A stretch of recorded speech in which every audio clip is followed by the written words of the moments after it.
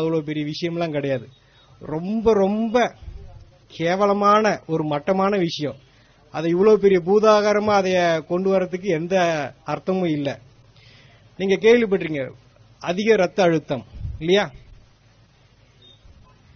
இப்போ இந்த அதிக ரத்த அழுத்தத்துக்கு பாத்தீங்கன்னா பிரஷருக்கு பல வருஷமா மாத்திரை சாப்பிட்டு இருப்பாங்க.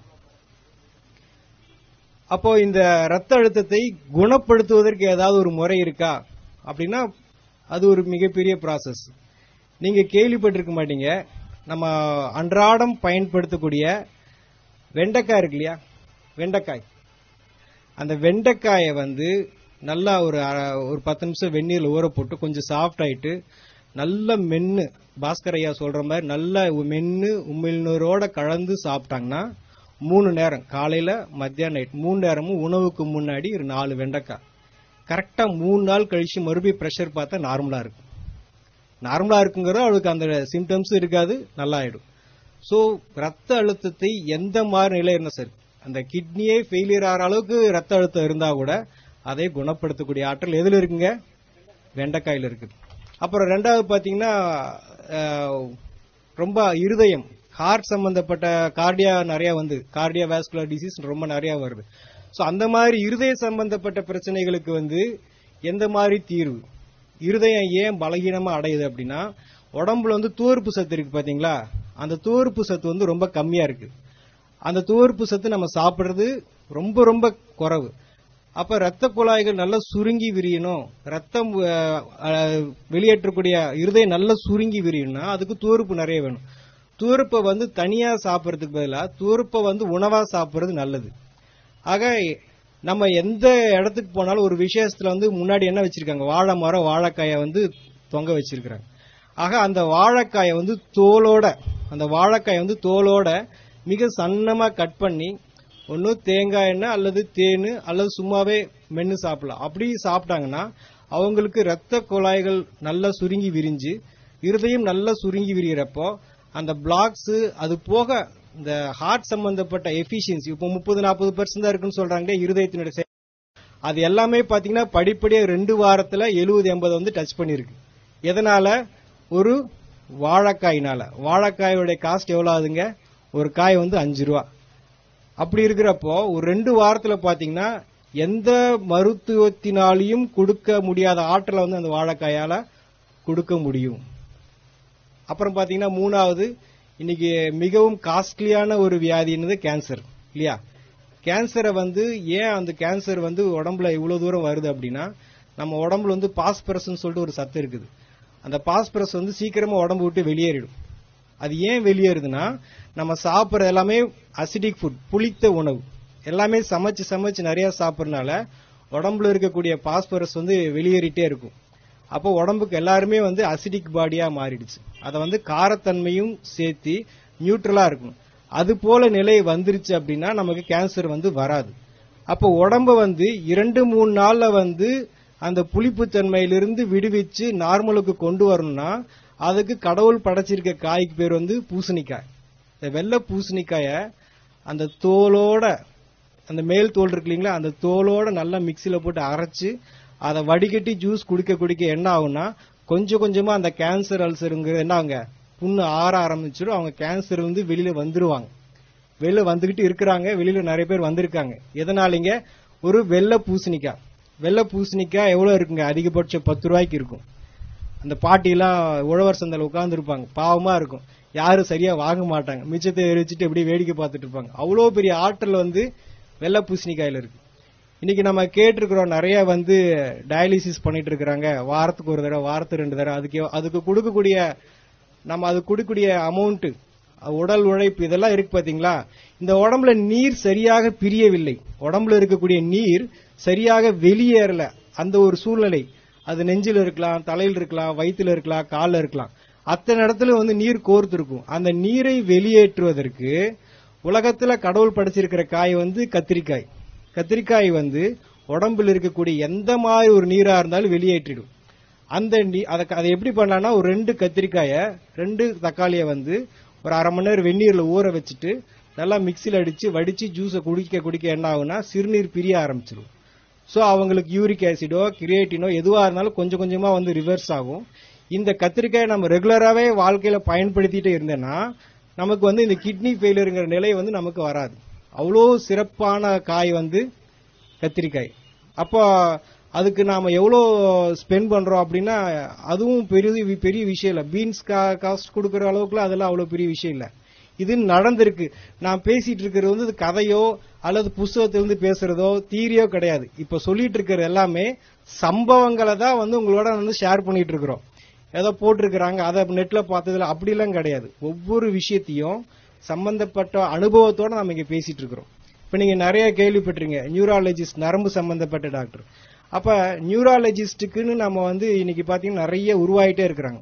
இந்த நிகழ்காலத்துல பாத்தீங்கன்னா உடம்புல ஸ்ட்ரெஸ் அதிகமாகி என்ன அழுத்தங்கள் காரணமாக நரம்புகள் பலகீனமாகுது. தலைவலி, பேரலிசிஸ், பக்கவாதம் இந்த மாதிரி வருது. மெயினா லேடிஸ்க்கு வந்து ஸ்ட்ரெஸ் ஜாஸ்தியா இருக்கு மென்சஸ் டைம்ல எல்லாம்.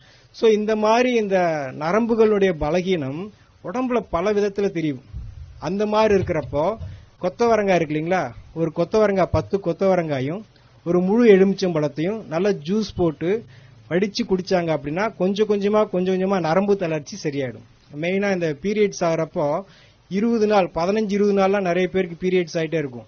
அந்த விஷயங்கள்லாம் பாத்தீங்கன்னா அடுத்த ஒரு நாளைக்கு 3 தடவை குடிச்சாங்கன்னா 3 நாள்ல அந்த ப்ராப்ளமே சரியாயிடும். எதுங்க? கொத்தவரங்காய் எலுமிச்சம்பழமும் ஜூஸ் போட்டு குடிச்சா. சோ அவ்வளவு பெரிய ஆற்றல் இருக்கு கொத்தவரங்காய்க்கு. அது பக்கவாதம்னு சொல்லிட்டு பெட் ரிட்டனா படுத்திருக்காங்க இல்லைங்களா, நரம்புகள்லாம் செயலிழந்து அதையே கூட குணப்படுத்தக்கூடிய ஆற்றல் வந்து கொத்தவரங்காய்க்கு இருக்குது. அப்புறம் பாத்தீங்கன்னா நிறைய பேருக்கு தூக்கம் இல்லாம தவிக்கிறாங்க இல்லைங்களா, தூக்கம் இல்லாம நிறைய செடேஷன் டேப்லெட்ஸ் எல்லாம் போட்டுக்கிறாங்க.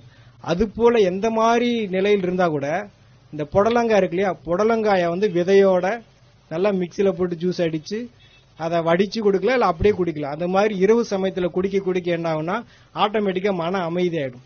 ஒரு மனிதன் தண்ணி இல்லாம இருக்கலாம், சாப்பாடு இல்லாம இருக்கலாம், ஆனா தூக்கம் இல்லாம வாழக்கூடாது. அந்த மாதிரி தூக்கமின்மையை வந்து மிக அற்புதமான முறையில எந்த விதமான செலவு இல்லாம, பெரிய அளவுல செலவு இல்லாம மிக எளிய முறையில சைடு எஃபெக்ட் இல்லாம குணப்படுத்துறதா இது புடலங்காய். அடுத்து பாத்தீங்கன்னா நம்ம குடல் இந்த தசைகள்லாம் பார்த்தா ரொம்ப பலகீனம் ஆயிருது. சோ அந்த பலகீனம் காரணமா பார்த்தா கர்ப்பப்பை இறங்கிருச்சு, குடல் இறங்கிருச்சு, கேள்விப்பட்டிருக்கீங்களா? இதெல்லாம் நம்ம கேள்விப்பட்டிருக்கிறோம். அப்ப அந்த உடம்புல இருக்கிற தசைகள் வந்து ஸ்ட்ரென்த் கிடையாது. இப்போ இந்த ஏதோ ஒரு பொருளை பிடிச்சி தூக்குனா அதுக்கு வந்து பலம் வேணும் இல்லையா, அந்த பலம் இல்லாதனால அதெல்லாம் இறங்குது. சோ உடம்ப ஸ்ட்ரென்த் பண்றதுக்கு, தசைகளை ஸ்ட்ரென்த் பண்றதுக்கு என்ன காய்னா அரசாணிக்காய், நம்ம வச்சிருக்கிற மஞ்சள் பூசணிக்காய். இந்த மஞ்சள் பூசணிக்காய் என்ன பண்ணுதுன்னா நம்ம தசைகளுக்கு வலுவூட்டுது. சோ அந்த மஞ்சள் பூசணிக்காயை வந்து சின்னதா கட் பண்ணி மென்னு சாப்பிடலாம். பல்லு இல்லாதவங்க ஜூஸ் போட்டு குடிக்கலாம். அந்த மாதிரி குடிக்கிறப்ப இந்த குடல் இறக்கம், கர்ப்பப்பை இறக்கம் எல்லாமே, ஷோல்டர் இறங்குறது எல்லாமே வந்து படிப்படியா வந்து அந்த இடத்துல வந்து செட் ஆயிடும். சோ அதுக்கு நாம இது வரைக்கும் இதுக்கெல்லாம் தீர்வு இல்லைன்னு நினைச்சிட்டு இருக்கோம் இல்லையா, தீர்வு இருக்கா இல்லீங்களா? நம்ம பேசிட்டு இருக்கிற எல்லாமே வந்து பாத்தீங்கன்னா நீங்க அந்த பொருளை எந்த விதத்திலையும் வேக வைக்கிறதோ வறுக்கிறதோ இல்லாம அப்படியே சாப்பிடுறது. நீங்க அதை ஏதாவது பண்ணீங்கன்னா கண்டிப்பா அது உங்களுக்கு 1% கூட நமக்கு பயன்படாது. எந்த ஒரு 0.5% கூட நமக்கு பயன்படாது. நீங்க அந்த பொருளை அதை அப்படியே தான் சாப்பிடணும். ஏன் அப்படின்னா நம்ம எதை பத்தி பேசிட்டு இருக்கிறோம்? விட்டமின்ஸ் வந்து சீக்கிரமா வந்து ஆவியாயிடும். அப்போ நீங்க கொஞ்சமா அதை பாயில் பண்ணா கூட ஆவியாயிடும். நீங்க விரும்பி ருசிக்காக சாப்பிடலாம், ஆனா அதுக்கு உங்களுக்கு சுத்தமா எந்த விதத்திலையும் பயன்படாது, எந்த விதத்திலுமே பயன்படாது. அப்புறம் நம்ம நிறைய கேள்விப்பட்டிருக்கிறோம், என்னது கொலஸ்ட்ரால் அப்படிங்கிறது ஒரு சகஜமா எல்லாருக்கும் இருக்கக்கூடிய ஒரு விஷயம் ஆயிடுச்சு. இங்க இருக்கிறவங்களுக்கு எடுத்து பார்த்தா 70% நெகட்டிவா தான் கொலஸ்ட்ரால் இருக்கும். சோ அந்த கெட்ட கொழுப்பு எப்படி உடம்பு விட்டு நீங்கும் அப்படின்னா, உடம்புல வந்து எந்த மாதிரி கொழுப்பா இருந்தாலும் அந்த கொழுப்பை வந்து தசையிலிருந்து தோலிருந்து கொஞ்சமா நீக்கி வெளியே அனுப்புறதுக்கு தான் கோவக்காய் என்ன பண்ணுதுன்னா கொஞ்சமா அந்த கெட்ட கொழுப்பை உடம்புல இருந்து நீக்கி அந்த ட்ரைகிளிசரைடு, எல்டிஎல் இதெல்லாம் வந்து கொஞ்சமா நீக்கி உடம்பு வந்து சுத்தமா வச்சுக்கும். ஃபேட்டி லிவர் சொல்லுவாங்க, அதெல்லாத்தையும் கூட இந்த கோவக்காய் வந்து மிக அற்புதமான முறையில் சரி பண்ணிடும். சோ கொலஸ்ட்ராலுக்கு ஒரு தீர்வு கிடைச்சிருச்சா? அப்புறம் உடம்புல சொரியாசிஸ் சொல்லுவாங்களே, மிக கடுமையான வியாதி, பயங்கரமான தோல் சம்பந்தப்பட்ட பிரச்சனை. அந்த மாதிரி சொரியாசிஸ்க்கு வந்து ட்ரீட்மெண்ட்ல நிறைய பேருக்கு சர்ஜரி லெவல்ல போறாங்க.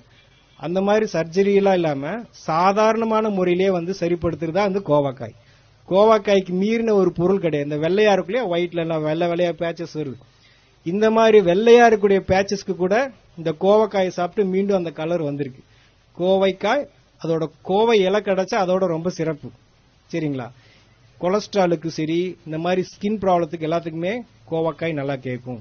அடுத்து பார்த்தா சுவாசம். சுவாசத்துல நமக்கு வந்து சரியான ஆக்சிஜன் பற்றாக்குறை இருக்கனால தான் இந்த ஆஸ்துமா, வீசிங் இதெல்லாம் வருது. சோ அந்த மாதிரி சுவாச சம்பந்தப்பட்ட பிரச்சனைக்கு உடம்புல அதிகமான ஆக்சிஜன் பிராணனை கொடுக்கக்கூடியதுதான் வந்து முருங்கை. முருங்கை இலைய கீரையை ஜூஸ் போட்டு குடிக்கலாம்.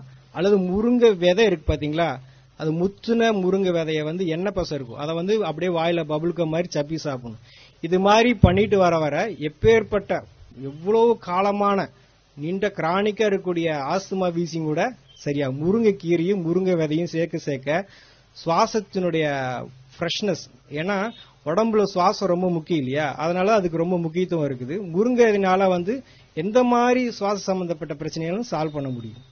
அப்புறம் பீர்க்கங்காயை பத்தி சொல்றதுனா நம்ம நிறைய அதை யூஸ் பண்றது இல்ல. நிறைய பேர் பாவக்காயை வந்து ரொம்ப மதிப்பா சொல்றோம். அது கூட ஒரு மேல வந்து விஷயம் தான் பீர்க்கங்காய். பீர்க்கங்காயை வந்து தோலோட, அந்த பீர்க்கங்காயோட விசேஷமே தோல் தான். அந்த தோலோட நம்ம வந்து ஜூஸ் போட்டு அல்லது மென்னு சாப்பிட்டோம்னா நம்ம உடம்புல பெப்டிக் அல்சர் அப்படின்னு சொல்லிட்டு ஒரு அல்சர் இருக்கும். அந்த அல்சர் வந்து அதிகப்படியாக வந்து உடம்பு எல்லா பக்கமும் வந்து புண்ணா மாறி அந்த புண்ணு வந்து உடம்பு ஃபுல்லா பரவும். அப்ப அந்த புண்ணு எல்லாம் ஆத்துறதுக்கு உடம்புக்கு என்ன வேணும் அப்படின்னா இந்த பீர்க்கங்காய் ஜூஸ். இந்த பீர்க்கங்காயை வந்து மென்னு சாப்பிட ஆட்டோமேட்டிக்கா உடம்புல இருக்கிற புண்ணெல்லாம் ஆறிடும். சோ புண்ணு ஆற நம்ம உடம்புல இருக்கக்கூடிய ஹார்மோன்ஸ் எல்லாம் வந்து சரியாக அவங்களுக்கு சுகர் அப்படிங்கிறது கொஞ்சமா நார்மல் ஆகும். அப்புறம் நீங்க பாக்குறீங்க மூட்டு வலிக்கு வந்து இப்ப என்ன, இடது காலுக்கு ஒரு 2 லட்சம், வலது காலுக்கு ஒரு 2 லட்சம் எடுத்து வச்சுக்கிறாங்க. சோ மூட்டு வலி வந்து ரொம்ப அதுவும் காஸ்ட்லி ஆயிடுச்சு. நம்ம உடம்புல நல்ல கொழுப்பு, ஹை டென்சிட்டி லிபிட் ப்ரொஃபைல், அது போக உடம்புக்கு வேண்டிய நல்ல எண்ணெய் பசை இருந்ததுன்னா எலும்புகள் வந்து ஸ்ட்ராங்கா இருக்கும். இன்னைக்கு வந்து பாக்குறாங்க, இப்படி நடந்து போறாங்க, சும்மா கீழே படிக்கட்டு விட்டு இறங்குறாங்க, கால் பிராக்சர் ஆயிடுது. சும்மா ஏறுறாங்க, கீழே விழுந்தாங்க, வண்டி விட்டு சும்மா வண்டி மேலதான் விழுந்திருக்கு, ஆட்டோமேட்டிக்கா ஏதாவது பிராக்சர் ஆயிடுது. ஃபுட்பால் எல்லாம் பாத்தீங்கன்னா அவங்க அப்படி ஓடி போய் திரும்பி குட்டிக்கரணை அடிச்சு விழுகிறாங்க, அவங்களுக்கு எல்லாம் ஒன்னும் ஆகுறது இல்ல. நம்ம சும்மா விழுந்தாலும் ஏன் பிராக்சர் ஆகுது? சோ அப்ப எலும்புகள் வந்து ரொம்ப பலகீனமா இருக்குது. இந்த எலும்பை வந்து நல்ல உறுதியாக ஸ்ட்ராங்கா வச்சுக்கிறதுக்கு வந்து தேங்காயில வந்து முத்துன தேங்காய் இருக்கு இல்லையா, கொப்பரை தேங்காயில எண்ணெய் பசை இருக்கும், பச்சை தேங்காயில எண்ணெய் பசை இருக்காது, கம்மியா இருக்கும். அந்த கொப்பரை தேங்காயை நல்லா வாயில போட்டு மென்னு சாப்பிட்டாங்கன்னா இந்த ஏர் கிராக்கு, பிராக்சர், எலும்பு சரியா கூடல, இந்த மாதிரி எந்த விஷயமா இருந்தாலும் சீக்கிரமா கூடிடும். அவங்களுக்கு சர்ஜரி என்பது தேவையில்லை. சர்ஜரி வந்து தேவையில்லை. அப்புறம் பாத்தீங்கன்னா ரீசெண்டா பாத்தீங்கன்னா நிறைய பேருக்கு வந்து இப்ப இருக்கக்கூடிய இளைய தலைமுறை லேடிஸ்க்கு பாத்தீங்கன்னா தைராய்டு, அது ரொம்ப ஃபேமஸ் ஆயிடுச்சு. யாரை கேட்டாலும் எனக்கு தைராய்டுன்றாங்க. ஆக உடம்புல வந்து ஒரு சுரப்பி ஹார்மோன் வந்து இம்பேலன்ஸ் ஆகுது. அந்த ஹார்மோன் இம்பேலன்ஸுக்கு என்ன காரணம் அப்படின்னா கால்சியம் வந்து சரியான விதத்துல செயல்பாடு இல்ல, அதிகப்படியா வேலை செய்யுது, இல்ல குறைய வேலை செய்யுது. இந்த கால்சியத்தை சீரமைக்கக்கூடிய பணியை செய்யறத யாரு அப்படின்னா எலுமிச்சம்பழம். நம்ம நினைச்சிட்டு இருக்கோம் எலுமிச்சம்பழம் ஜூஸ் நல்லது அப்படின்னு, கிடையவே கிடையாது. நீங்க குடிக்கக்கூடிய அந்த எலுமிச்சம்பழம் ஜூஸ் வந்து சுத்தமா யாருக்குமே பயன்படாது. எலுமிச்சம்பழம் தோல் இருக்கு பாத்தீங்களா, அதுலதான் ஊட்டச்சத்து இருக்கு. எலுமிச்சம்பழத்தை தோலோட மிக்சியில ஜூஸ் போட்டு அடிச்சு குடிக்கலாம், அல்லது தோலை மட்டும் கொஞ்சமா வாயில மென்னு சாப்பிட ஹார்மோன் இம்பேலன்ஸ் வந்து சரியாகும். நான் சொன்னிருந்த எந்த விஷயமும் வந்து நிகழ்காலத்தை நீங்க யார் செஞ்சாலும் 100க்கு 100% அது வேலை செய்யும். அது எந்த விதத்திலும் யாரையும் ஏமாத்தாது. ஆகலாம், பார்க்கலாம், செய்யலாம், நடக்கலாம், அப்படிலாம் எதுவுமே கிடையாது. நீங்க செஞ்சு பார்க்கணும். ஆக நாங்க என்ன சொல்றோம்னா, குணப்படுத்துறதுக்கு நாங்க தயார், நீங்க குணமாகறதுக்கு நீங்க தயாரான்னு கேக்குறோம். ஆக இதெல்லாம் எப்படிங்க பச்சையா சாப்பிடுறது, எப்படிங்க இவ்வளவு நாளா சாப்பிட்டு இது பண்றது அப்படின்னா, இப்ப நான் சொல்லிட்டு இருக்கிறேன் வெண்டைக்காய், ஒரு 4 வெண்டைக்காயை நீங்க சாப்பிட்டுட்டு 4 வெண்டைக்காயை சாப்பிட்டுட்டு அப்புறம் எப்பயும் போல நீங்க சமைச்ச உணவு சாப்பிட்டுக்கோங்க. ஃபர்ஸ்ட் 4 வந்து நீங்க என்ன உங்க உடம்புக்கு என்ன தேவையோ அதை கொடுத்துட்டதுக்கு அப்புறமா உங்களுடைய உணவை செஞ்சிட்டீங்கன்னா உங்க உடம்புக்கு என்ன தேவையோ கொடுக்கப்பட்டாச்சு. அதுக்கப்புறமா நீங்க வீட்டுல என்ன பழக்கத்துல பண்ணிருந்தீங்களோ திருப்பி நீங்க எந்த நோயோட பாதிக்கப்பட்டீங்களோ அதை திருப்பி டெஸ்ட் பண்ணி பார்த்தா முற்றிலுமாக சரியா இருக்கும்.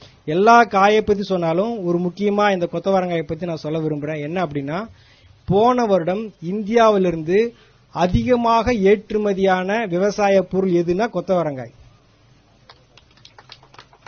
எதுக்கு கை தட்டுறீங்க? எதுக்குன்னே தெரியாது, எதுக்கு கை தட்டுறீங்க? கொத்தவரங்காய் எதுக்கு வாங்கிட்டு போறாங்க தெரியுமா? நம்ம வாங்கலன்னு தலைதான் குனியணும். ஏன் வாங்குறாங்கன்னு தெரியுமா?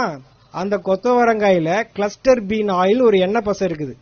கொத்தவரங்காய்க்குள்ள ஒரு எண்ணெய் பசை இருக்கு. அந்த எண்ணெய் பசை ராக்கெட் லான்ச்சுக்கு யூஸ் பண்றதா அவங்க சொல்றாங்க. நான் ராக்கெட் லான்ச் யூஸ் பண்றோம், ஆள் குழாய் குளறுகளுக்கு இந்த எண்ணெய் பசை ரொம்ப முக்கியம் அப்படின்னு சொல்லி சொல்றாங்க.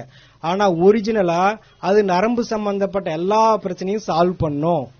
அந்த ஒரு காய் மட்டும் நம்ம எல்லாரும் பயன்படுத்தணும்னா மொத்த மருத்துவ உலகமே ஸ்தம்பிச்சு போயிடும். அவ்வளோ ஆற்றல் இருக்கு அந்த கொத்தவரங்காய்க்கு.